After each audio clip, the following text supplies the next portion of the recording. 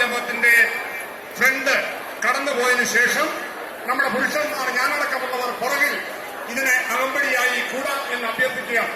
അപ്പൊ ഇവിടെ നിൽക്കുന്ന മുഴുവൻ ആളുകളും അങ്ങ് ഇടത് സൈഡിലേക്ക് മാറണം. ഈ ഇവിടെ ഈ നാമജപ ഘോഷത്തിന് മുമ്പിൽ നിൽക്കുന്ന മുഴുവൻ ആളുകളും ഇതിന്റെ ഇടത് സൈഡിലേക്ക് മാറണം എന്ന് അഭ്യർത്ഥിക്കുകയാണ്.